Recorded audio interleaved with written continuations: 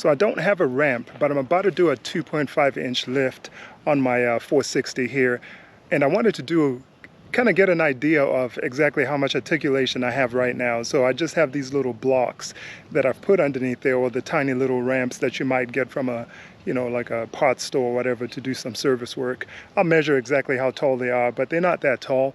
But I just wanted to see exactly how much articulation I would still get, even just based on that. And so that's what we got here. I'm going to flip this around and kind of show you guys what I'm talking about.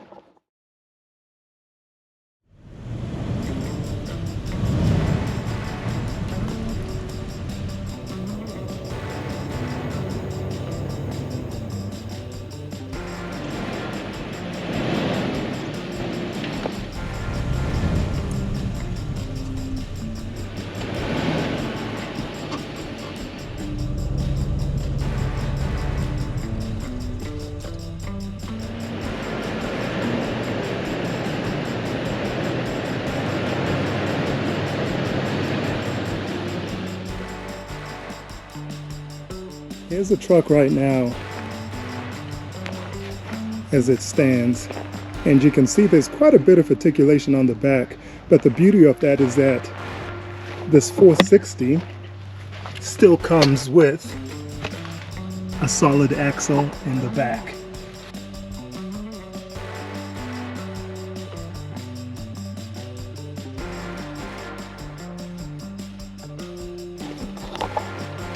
So it still comes with a solid axle in the back, kind of like a Jeep does. And so that really allows it to articulate quite a bit in the back. The front, however, is a little bit of a different story. It's independent suspension, so it doesn't articulate quite as much. But still, this was just something I wanted to do to kind of get an idea of where we are right now compared to where we're gonna go. So I know that it could do more because the tires are not even off the ground right now, but this is all I have, and so we're going with it. What I have right now is I've got two blocks, one on the front left, and then the other one is on the passenger rear side.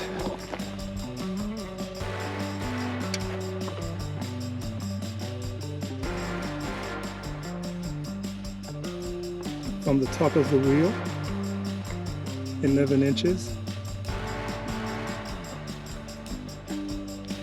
So that's about 40 inches. Starting from the ground, and then if we go from the middle of the wheel, about that puts us at around 24 3/4. It's kind of hard to do because the tire's sticking out a little bit from the fender, but that's about, well, actually about 25. Yeah, about 25 inches. We'll call it 25.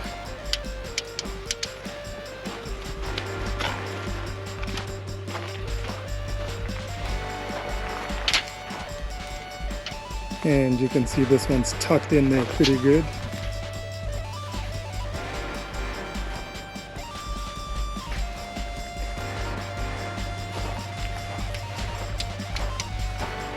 And then the front over here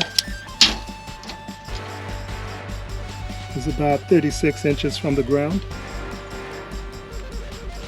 And if we go to the middle of the tire, that's about 21 1/2. We're gonna cut away to a video just kind of giving you guys a walk around of exactly what it looks like. We're gonna try to zoom in on different sections.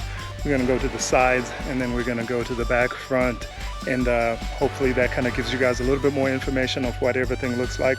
I'm not sure what every individual person out there is going to be looking for, but I figured maybe this would be helpful to just kind of do a walkthrough on it. So enjoy the video.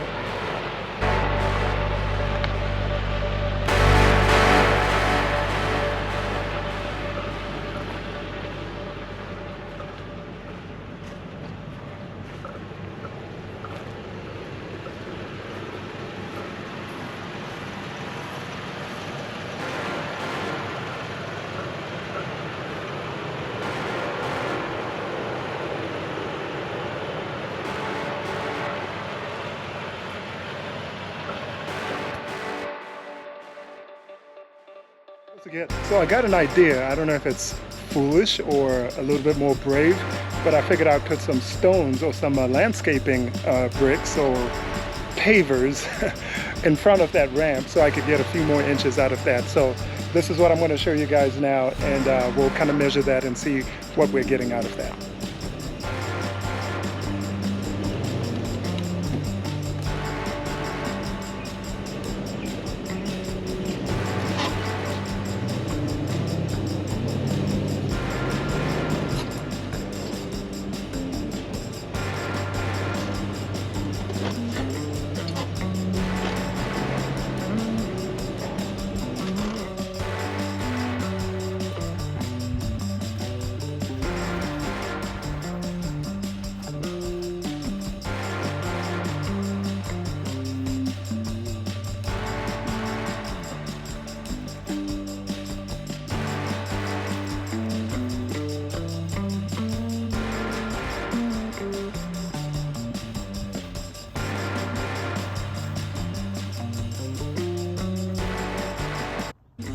All right, so from the ground up, we're now measuring up to 40 3/4. So that's definitely a little bit higher on that back end.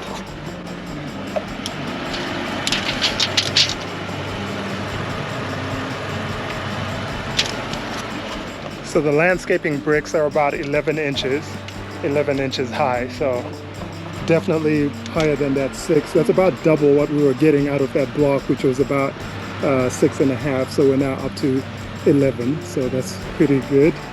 And then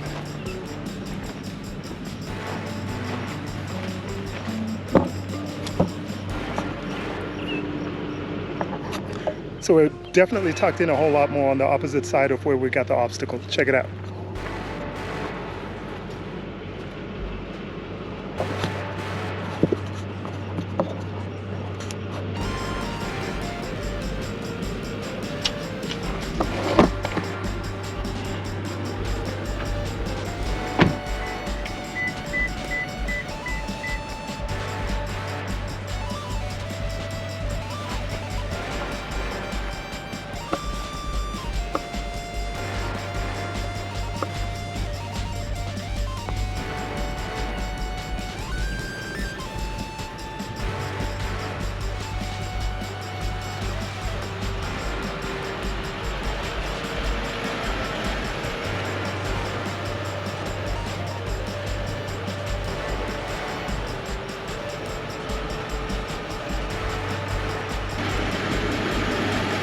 So for reference, that's about 45.5 inches from the ground on the front.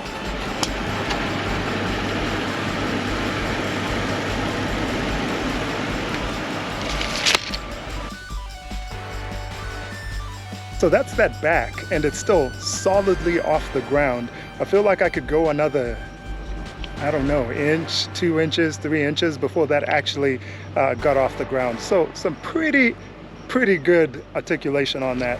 I think that's about as foolish or brave as I'm going to get.